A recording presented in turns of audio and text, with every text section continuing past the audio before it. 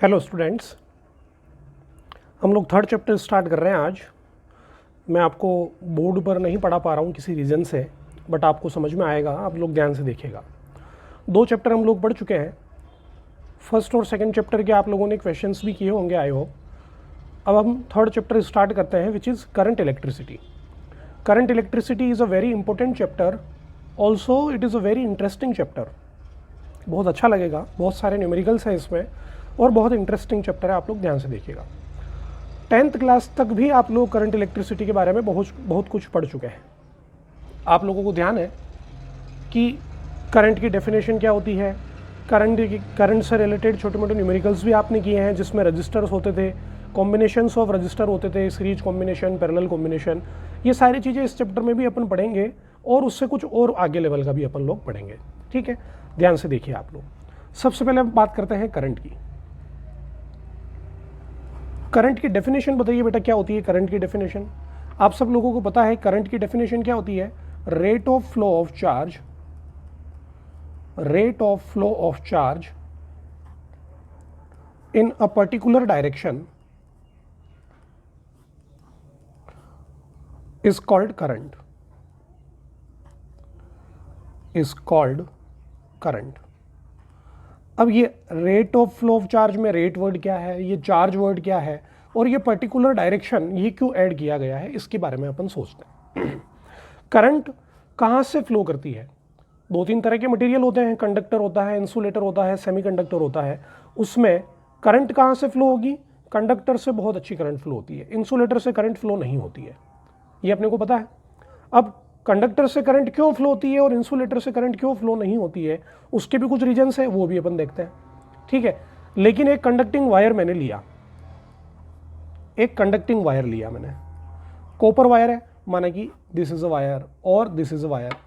इस वायर के अंदर करंट फ्लो हो रही है, आप लोग ऐसा बोलो, current is flowing through this wire, 5 ampere current is flowing through this wire. ऐसा कहना सफिशिएंट नहीं होगा, ऐसा बोलना पड़ेगा 5 ampere current is flowing through this wire from left to right. क्यों? क्योंकि ऐसा भी तो हो सकता था कि 5 ampere current is flowing through this wire from right to left, ऐसा भी हो सकता था। ठीक है, जैसे इस वायर के अंदर आप केवल बोल दो कि 10 एम्पियर की करंट फ्लो हो रही है तो काम नहीं चलेगा। ऐसे बोलो कि 10 ampere current is flowing through the wire in upward direction, ऐसे ऊपर की तरफ जा रही है, और 10 ampere current is flowing in downward direction, तो direction is associated with current. क्योंकि कंडक्टर में करंट फ्लो होती है तो दोनों तरफ से फ्लो हो सकती है कि किस डायरेक्शन में फ्लो हो रही है। ठीक है, तो पर्टिकुलर डायरेक्शन ये वर्ड ऐड किया है अपन ने। अब बात करते हैं अपन चार्ज की। चार्ज के बारे में आप लोग काफ़ी अच्छे से पढ़ चुके हैं। फर्स्ट चैप्टर के अंदर आपने पढ़ा है कि चार्ज क्या होता है, बेसिक प्रॉपर्टी है, फंडामेंटल प्रॉपर्टी है, इसकी यूनिट होती है कूलम, वो भी अपने को पता है। क्यू से अपन चार्ज को जनरली डिनोट करते हैं, कैपिटल क्यू या स्मॉल क्यू से, वो ये सब चीज़ें आपको पता है। तो चार्ज तो आपको पता है। अब ये फ्लो ऑफ चार्ज का मतलब क्या है?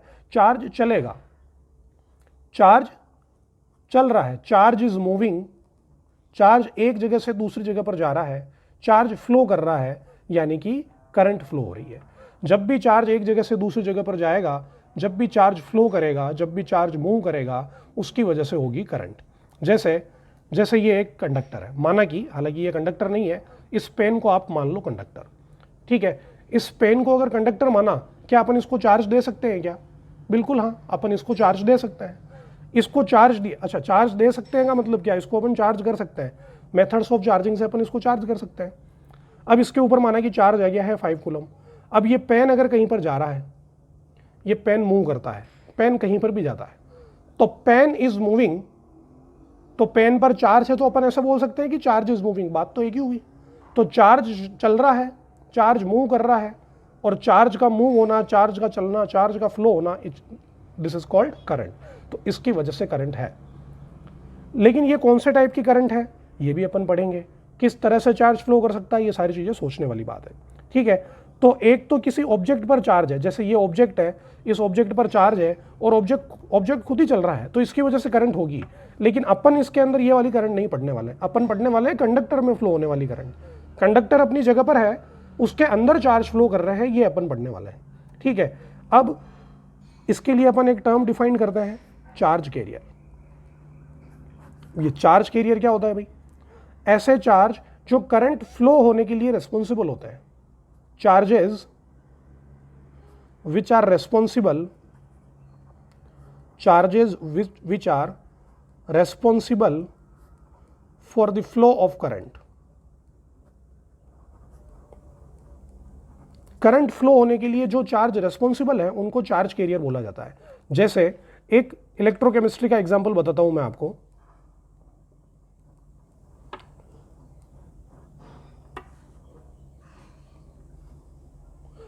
इसके अंदर कोई सॉल्यूशन फिल किया हुआ है, माना कि ये सॉल्यूशन CuSO4 है। इसके अंदर आपने इलेक्ट्रोड लगा दिया, यानी कि रोड लगा दी, इसको बैटरी से कनेक्ट कर दिया, तो ये इलेक्ट्रोड हो गए, एक कैथोड एक एनोड। क्या इसके अंदर आयंस बन जाएंगे? क्या इसके अंदर आयंस बनेंगे Cu2+ और SO4 ये आयंस का मतलब क्या होता है? चार्ज है। इसका मतलब भी क्या है? चार्ज। क्या ये चार्ज यानी कि आयन इसके अंदर मूव करेंगे क्या सॉल्यूशन के अंदर? हाँ, बिल्कुल मूव करेंगे। जो पॉजिटिव आयंस है वो नेगेटिव रोड की तरफ जाएंगे, जो नेगेटिव आयंस है वो पॉजिटिव रोड की तरफ जाएंगे। इस वजह से इसके अंदर एक करंट फ्लो होगी। तो इसके अंदर करंट फ्लो हो रही है, इसको इलेक्ट्रोलाइटिक सॉल्यूशन बोलते हैं, इसके अंदर करंट फ्लो हो रही है। तो इसके अंदर करंट क्यों फ्लो हो रही है? तो करंट की जो बेसिक कंडीशन है, करंट की जो बेसिक डेफिनेशन है वो है rate of flow of charge. Charge flow होना चाहिए, चार्ज मूव करना चाहिए। इसमें हो रहा है क्या? हाँ, इसके अंदर Cu2+ और SO4- ये मूव कर रहे हैं। तो ऐसे चार्ज जो मूव करते हैं, ऐसे चार्ज जिनके मूवमेंट की वजह से करंट होती है, उनको बोला जाता है चार्ज कैरियर। तो Cu2+ and SO4- are the charge carrier in this solution. इस करंट के लिए ये दोनों चार्ज कैरियर है। Cu2+ का मतलब क्या? Positive charge. SO4- का मतलब क्या? Negative charge. तो इससे अपने को ये समझ में आया कि पॉजिटिव चार्ज भी चार्ज कैरियर हो सकता है और नेगेटिव चार्ज भी चार्ज कैरियर हो सकता है, कुछ भी हो सकता है दोनों में से, ठीक है। हालांकि ये चीज अपन नहीं पढ़ रहे हैं, ये केवल एक एग्जांपल दिया मैंने आपको कि चार्ज कैरियर आयंस भी हो सकते हैं, पॉजिटिव और नेगेटिव दोनों तरीके के हो सकते हैं। अपन पढ़ने वाले हैं कंडक्टर में फ्लो होने वाली करंट। तो कंडक्टर में फ्लो होने वाली करंट क्या होगी वो चीज देखिए आप लोग। ये एक कंडक्टर है, इसको आपने बैटरी से कनेक्ट किया, तो देखो कंडक्टर तो कहीं भी नहीं जाने वाला है, इसके अंदर करंट फ्लो होने वाली है। इसके अंदर करंट फ्लो होगी यानी कि rate of flow of charge. इसके अंदर बहुत सारे चार्जेस फ्लो होंगे। कौन से चार्ज फ्लो होंगे इसके अंदर? Free electrons. कंडक्टर के अंदर फ्री इलेक्ट्रॉन होते हैं, वो फ्लो करते हैं, ठीक है। तो फ्री इलेक्ट्रॉन फ्लो करेंगे, फ्री इलेक्ट्रॉन मूव करेंगे, इस वजह से करंट होगी। तो आप स्टार पॉइंट बना के लिख सकते हैं, free electrons are the charge carriers in conductor.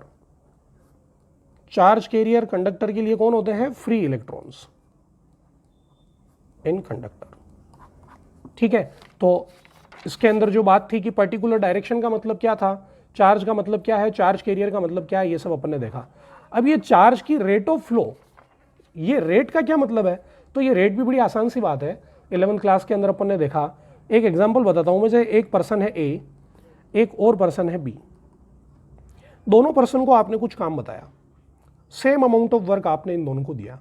इस पर्सन को बोला कि आपको कुएं से 50 बाल्टी पानी खींचना है, इसको भी आपने बोला कि 50 बाल्टी पानी कुएं से आपको खींचना है, ठीक है। कुएं के ऊपर रस्सी लगी हुई है, एक बकेट बंधी हुई है, उससे आपको पानी निकालना है 50 बार। तो इस पर्सन ने 50 बार उस कुएं से पानी बाहर निकाला, इस पर्सन ने भी 50 बार कुएं से पानी बाहर निकाला। कुआं सेम है, बाल्टी सेम है, पानी सेम है, अमाउंट सेम आता है उसमें। तो क्या दोनों ने इक्वल अमाउंट ऑफ वर्क किया है क्या? तो work done by A is equals to work done by B, बिल्कुल सही बात है, दोनों ने इक्वल अमाउंट ऑफ वर्क किया। लेकिन बाद में आपको इंफॉर्मेशन बताई गई कि पर्सन ए ने 50 बाल्टी पानी बाहर निकाला, उसको केवल 30 मिनट लगे, और पर्सन बी ने भी 50 बाल्टी पानी बाहर निकाला, उसको 100 मिनट लगे। तो बेटा वर्क डन तो दोनों का सेम हुआ, दोनों ने एक ही जैसा काम किया है, बराबर काम किया है। लेकिन इसने 50 बाल्टी पानी 30 मिनट में बाहर निकाल दिया, इसने 50 बाल्टी पानी 100 मिनट में बाहर निकाला। इसका मतलब पावर किसने ज़्यादा खर्च की? पर्सन ए ने ज़्यादा पावर खर्च की। वर्क दोनों का सेम है बेटा, लेकिन work per unit time, rate of doing work done, ये दोनों अलग अलग है।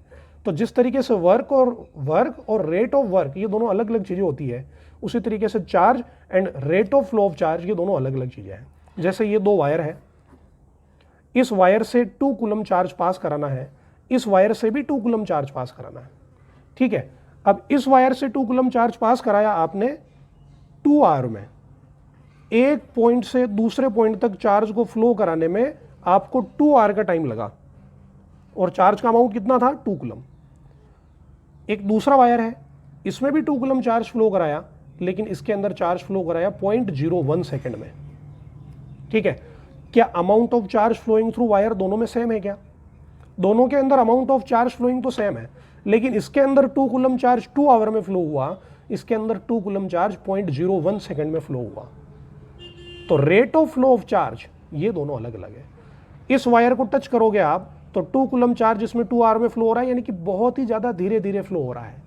तो इस वायर को टच करने पे झटका नहीं लगेगा, लेकिन इस वायर को अगर आपने टच कर लिया तो आपको हो सकता है कुछ पता लगे, लेकिन ऐसा भी हो सकता है कि बाद में कुछ पता लगाने के लायक ना रहो आप, क्योंकि इसके अंदर rate of flow of charge बहुत ज़्यादा है। तो रेट इज़ इंपॉर्टेंट, ठीक है ना। तो rate of flow of charge in a particular direction is called current. ये पूरा मैंने आपको इसका एक्सप्लेनेशन दिया है। आई होप आपको समझ में आ चुका होगा ये सारा। अब इसके बाद में अपन बात करते हैं करंट की वैल्यू क्या होगी, करंट का क्या फॉर्मूला बनेगा, ये सारी चीज़ें अपन देखते हैं। तो एक जैसे ये वायर है, इस वायर के अंदर एक पर्टिकुलर जगह आपने डिसाइड कर ली। आपको करंट के बारे में देखना है तो अपन ये सोचेंगे कि यहाँ से कितना चार्ज क्रॉस कर रहा है वो अपन गिनेंगे। इस पर्टिकुलर पॉइंट से कितना चार्ज क्रॉस कर रहा है, कितने टाइम में कर रहा है, उसको अपन देखेंगे। इसके लिए मैं सबसे पहले अपन डिफाइन करेंगे एवरेज करंट। एवरेज करंट क्या होगा, total charge upon total time. Average current को मैं बोलूंगा आई एवरेज। टोटल चार्ज, यहां से कितना चार्ज फ्लो हुआ उसको गिना होगा, तो माना कि डेल्टा क्यू चार्ज यहां से फ्लो हुआ होगा। इस डेल्टा क्यू चार्ज को, ये जगह को क्रॉस करने में कितना टाइम लगा होगा, तो माना कि डेल्टा टी टाइम लगा होगा। तो this is the average current, total charge delta Q upon total time delta T. If delta T tends to zero, delta T zero की तरफ जाता है। अब ये डेल्टा टी जीरो की तरफ जाता है, ये क्या बोला है भाई, ये भी आपको पता है। डेल्टा टी का मतलब होता है time interval. Time interval tends to zero, यानी कि टाइम इंटरवल की वैल्यू 0.0000001 सेकंड। अब इतना छोटा कोई टाइम इंटरवल तो होता नहीं है, ये तो इंस्टेंट हो गया है, एक particular instant. Delta T tends to zero यानी कि पर्टिकुलर इंस्टेंट। तो उसको फिर अपन क्या करेंगे, अगर इस फॉर्मूले में डेल्टा टी जीरो की तरफ जा रहा है तो वो करंट इंस्टेंटेनियस करंट होगी। उस करंट को इंस्टेंटेनियस करंट बोला जाएगा। और अपने को पता है कि जब वेरिएशन बहुत शॉर्ट हो, बहुत ज़्यादा छोटा हो, तो डेल्टा कन्वर्ट हो जाता है डी में, तो इंस्टेंटेनियस करंट होगा D Q by D T. तो average current is delta Q by delta T and instantaneous current is D Q by D T. ये दोनों चीज़ें अपने को पता चली। इसके बाद में अच्छा, अपन जो करंट है उसको सीधा सीधा भी यूज़ कर सकते हैं। आप करंट को सीधा Q बाई टी भी लिख सकते हो, यहाँ से इसकी ऐसा यूनिट वगैरह निकाल सकते हो। अच्छा, current is a fundamental quantity. 11th class का जो सेकंड चैप्टर था ना एसआई सिस्टम, उसके अंदर अपन ने पढ़ा है 7 फंडामेंटल क्वांटिटी, तो करंट उसी के अंदर आती है। इसकी यूनिट अपन ने पढ़ी है, लेकिन इस फॉर्मूले से अगर निकालनी हो तो ऐसा यूनिट क्या होगी, Q का मतलब चार्ज, चार्ज की यूनिट होती है कूलम, टाइम की यूनिट होती है सेकेंड, तो करंट की यूनिट हुई कूलम पर सेकेंड। इस कूलम पर सेकेंड को ही क्या बोला जाता है, एम्पियर। और इस एम्पियर को ही किससे डिनोट किया जाता है, ए से। Capital A is the unit of current, जिसको एम्पियर बोलते हैं। कई बार इसको कूलम पर सेकंड भी लिखा जाता है, ठीक है। और इसकी डायमेंशन, अब चूंकि ये तो खुद ही एक फंडामेंटल क्वांटिटी है, तो यही इसकी डायमेंशन है ए, तो करंट की डायमेंशन हुई ए। अब इंस्टेंटेनियस करंट के फॉर्मूले पर वापस आते हैं, I equals to D Q by D T. क्या मतलब है इस D Q by D T का, तो बेटा आपने 11th क्लास के अंदर डिफरेंशिएशन पढ़ा है, 12th क्लास के भी 2 चैप्टर में भी काफ़ी न्यूमेरिकल्स अपन ने सोल्व किए हैं। ये जब भी D by D T, D by D X, D by D Y ऐसी चीज़ें आती है, इन सब का क्या मतलब होता है, आपको पता है। इन सब का मतलब होता है डिफरेंशिएशन। तो क्या यहाँ पर डिफरेंशिएशन वाली टर्म आ गई क्या, हाँ बिल्कुल, यहाँ पर डिफरेंशिएशन वाली टर्म है। D Q by D T का मतलब क्या, differentiation of charge with respect to time. Charge का डिफरेंशिएशन करने पर आपको क्या मिलेगी, current. Differentiation of charge with respect to time will give the current. जैसे एक क्वेश्चन करते हैं अपन, आपको दे रखा है कि charge flowing through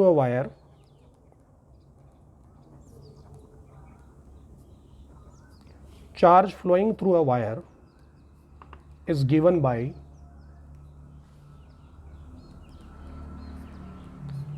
Q Q equals to 3t square plus 2t plus 1। इस अमाउंट का चार्ज उस वायर से फ्लो हो रहा है, ठीक है। तो आपको ये बताना है कि करंट कितनी होगी। तो करंट कब बतानी है, आपको इंस्टेंटेनियस करंट बतानी है। Find the value of current, find the value of current at t equal to 1 second. At t equal to 1 second का मतलब क्या, पर्टिकुलर इंस्टेंट ऑफ टाइम पर बताना है, यानी कि इंस्टेंटेनियस करंट। अपन ने पढ़ा ही है I बराबर होता है dq बाई dt, यानी कि differentiation of charge with respect to time. चार्ज की वैल्यू है 3t square plus 2t plus 1, इसका करो डिफरेंशिएशन। 3t स्क्वायर डिफरेंशिएशन में पावर आगे आ जाती है, जहाँ पर पावर थी वो 1 से माइनस हो जाता है। तो 3 इंटू 2 6, 2 में से 1 माइनस गया 1, 2t का डिफरेंशिएशन 2, 1 का डिफरेंशिएशन 0। लेकिन ये करंट भी कहाँ पता करनी है आपको, 1 सेकेंड पे। तो t की वैल्यू को 1 लिखोगे आप, तो 6 into 1 plus 2 equals to 8 ampere. तो करंट की वैल्यू कितनी मिली आपको t इक्वल टू 1 सेकेंड पे, 8 एम्पियर, ठीक है। अब ये करंट कुछ और भी हो सकती थी, अगर t की वैल्यू 1 सेकेंड की जगह कुछ और लेते तो, ठीक है ना। तो इससे क्या सीखने को मिला अपने को कि differentiation of charge with respect to time is current. अब ये डिफरेंशिएशन का मतलब, डिफरेंशिएशन का कुछ फिजिकल मीनिंग भी तो होता है।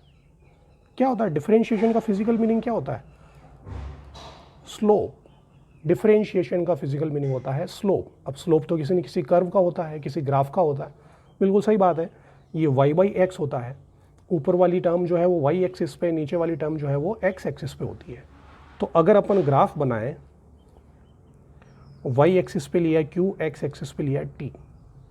अब ये ग्राफ कैसा भी बना हुआ है, स्ट्रेट लाइन है या कोई कर्व ग्राफ है, माना कि ये ऐसा ग्राफ है, तो किसी पर्टिकुलर इंस्टेंट पर आपको पूछा गया है कि t1 टाइम पर करंट बताओ, t2 टाइम पर करंट बताओ, t3 पर बताओ।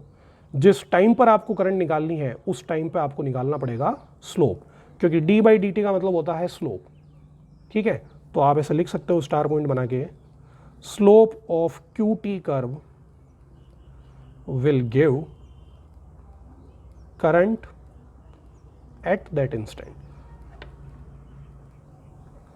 जिस इंस्टेंट पर आपको करंट निकालनी है उसी इंस्टेंट पर आपको स्लोप निकालना है। तो slope of QT curve, y axis पे Q है, x एक्सिस पे टाइम है। इसी फॉर्मूले को कन्वर्ट करके I equals to D Q by D T को आप ऐसे लिख सकते हो, देखो D Q equals to I D T लिख सकते हो। डी क्यू का मतलब क्या हुआ, डी क्यू का मतलब हुआ very small amount of charge. अब ये वेरी स्मॉल अमाउंट क्यों है, क्योंकि ये कंडक्टर से फ्लो हो रहा है।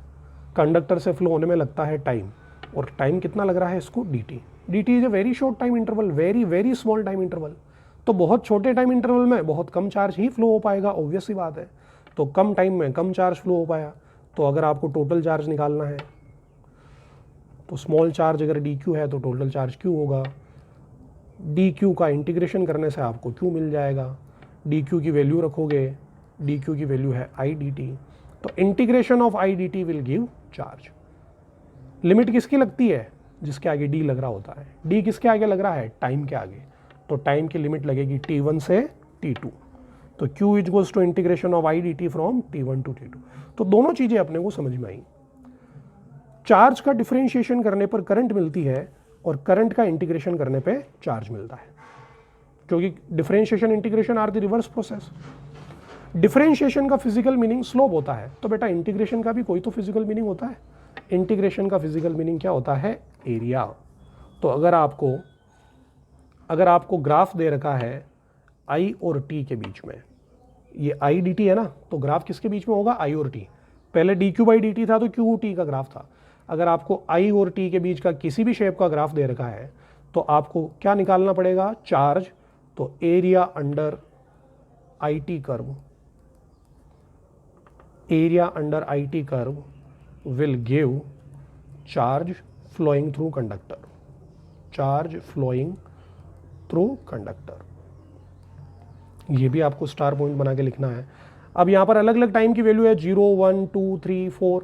आपको पूछा जाए कि इनिशियली 2 सेकंड में कितना चार्ज फ्लो हुआ, तो 0 से 2 तक का एरिया निकालो।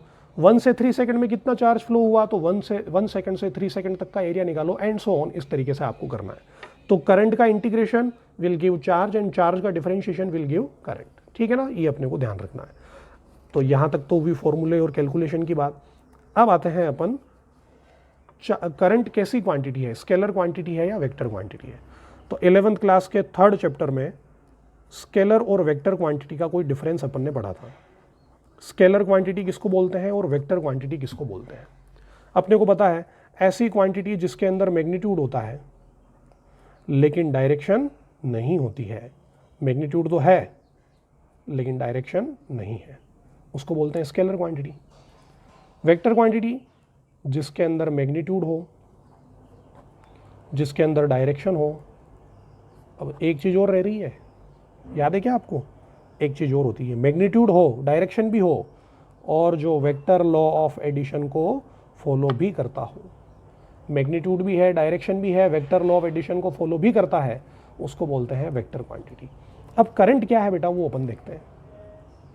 जैसे करंट की वैल्यू बोली 8 एम्पियर, तो ये 8 क्या हुआ, ये 8 मैग्नीट्यूड ही तो हुआ। तो करंट के पास में मैग्नीट्यूड तो है। डायरेक्शन बोलते हैं, वायर में राइट टू लेफ्ट जा रही है करंट, लेफ्ट टू राइट जा रही है, तो ये डायरेक्शन भी हो गई। तो करंट के पास में मैग्नीट्यूड है, डायरेक्शन भी है। इस हिसाब से ये वेक्टर जैसा लग रहा है। लेकिन वेक्टर तो तब होगा जब ये वेक्टर लॉ ऑफ एडिशन को फॉलो भी करेगा। वेक्टर लॉ ऑफ एडिशन को फॉलो करने का क्या मतलब है वो देखो। एक एग्जांपल लेते हैं। एक ऑब्जेक्ट पे फोर्स लग रहा है 3 न्यूटन, किसी एक डायरेक्शन से एक और फोर्स लग रहा है 4 न्यूटन, दोनों फोर्स के बीच का एंगल है 90 डिग्री। तो क्या इसके ऊपर लगने वाला फोर्स 3 + 4 = 7 न्यूटन होगा क्या? नहीं होगा। फोर्स के बारे में अपन अच्छी तरीके से जानते हैं कि force is a vector quantity, तो इसका करना पड़ेगा वेक्टर सम। इसके ऊपर लगने वाला जो नेट फोर्स होगा वो √(a² + b² + 2ab cos theta ऐसा होगा। थीटा 90 डिग्री है तो cos 90 0 हो जाएगा, तो नेट फोर्स लगेगा 3² + 4² का अंडर रूट यानी कि 5 न्यूटन। यानी कि 3 और 4 को स्केलरली ऐड नहीं किया है, क्योंकि 3 4 को स्केलरली ऐड करते तो 7 आ जाता है, तो 5 आ रहा है। इसका मतलब ये कौन सा एडिशन हुआ, वेक्टर एडिशन। लेकिन यही दो फोर्स अगर 90 डिग्री की जगह 30 डिग्री पे, 60 डिग्री पे, 120 डिग्री पे लगते हैं तो 2ab cos थीटा में cos थीटा की वैल्यू चेंज होती, आंसर 5 न्यूटन से कुछ अलग आता। ठीक है ना। तो फोर्स का कौन सा सम करते हैं अपन, फोर्स का करते हैं vector sum. Force vector law of addition को फॉलो करता है। फोर्स के पास में मैग्नीट्यूड है, फोर्स के पास में डायरेक्शन है, फोर्स वेक्टर लॉ को फॉलो करता है, इसलिए force is a vector quantity. अब अपन करंट के बारे में देखते हैं। ऐसे 3 वायर दे रखे हैं आपको। इस वायर में करंट फ्लो हो रही है 3 एम्पियर, इस वायर में करंट फ्लो हो रही है 4 एम्पियर। दोनों वायर एक दूसरे से 90 डिग्री पर है। अब सोचो बेटा कि यहाँ से 3 एम्पियर की करंट आ रही है, यहाँ से 4 एम्पियर की करंट आ रही है, दोनों मिलकर के इस तरफ जानी चाहिए। दोनों मिलकर के इस तरफ जाएगी तो क्या वेक्टर लॉ ऑफ एडिशन से जाएगी क्या?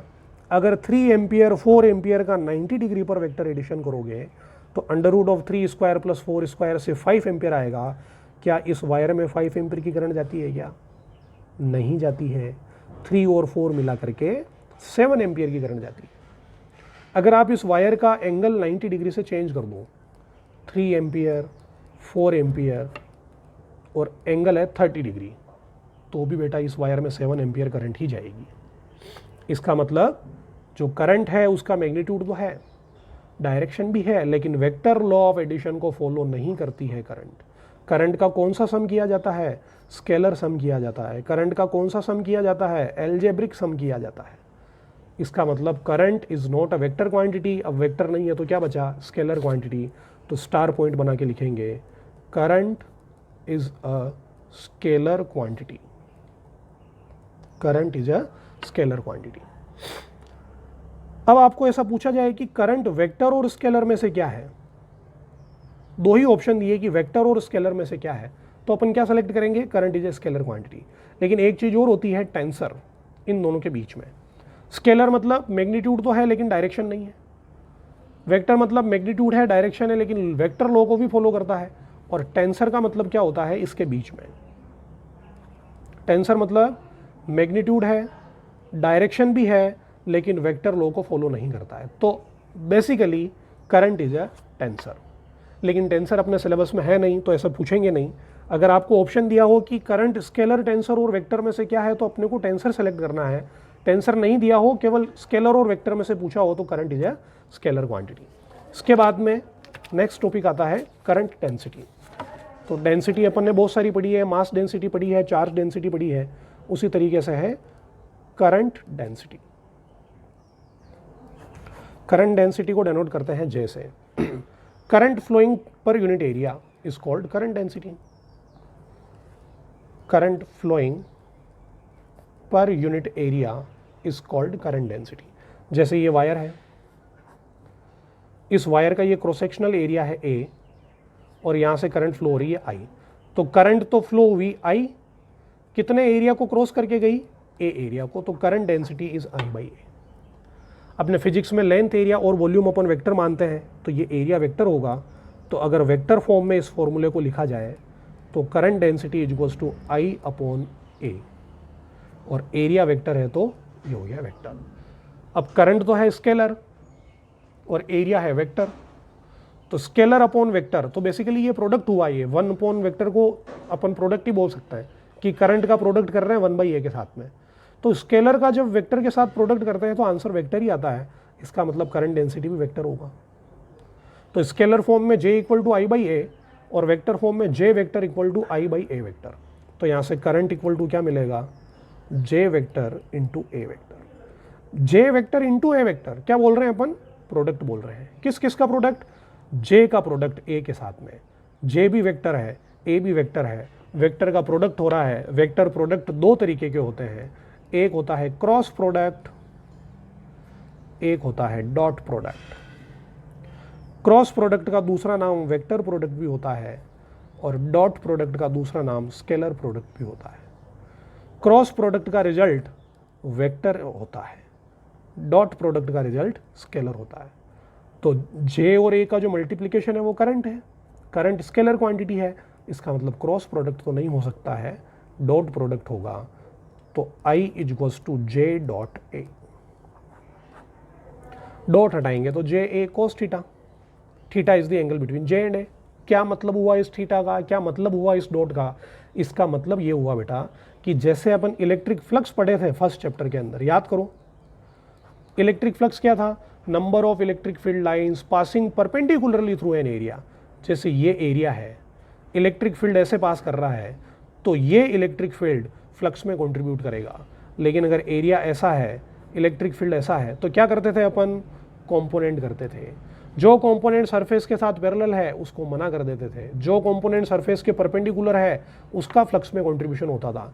सेम चीज करंट के साथ में भी है। Only current perpendicular to area, current perpendicular to area will contributes in current density।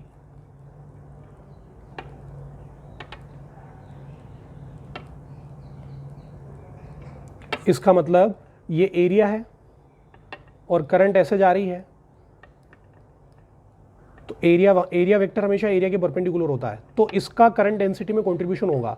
लेकिन सरफेस एरिया तो ऐसा है और करंट ऐसी है, तो अपन क्या करेंगे? इसके कंपोनेंट करेंगे। ये हो गया एरिया, एरिया का कंपोनेंट इस तरफ आएगा A cos थीटा, इस तरफ आएगा A sin थीटा। तो जो कंपोनेंट करंट के साथ पैरेलल आ रहा है, यानी कि एरिया परपेंडिकुलर होगा तो उसका कंपोनेंट पैरेलल होगा, उसको ही करंट डेंसिटी के अंदर कंट्रीब्यूशन माना जाएगा। ठीक है, दिस इज करंट डेंसिटी।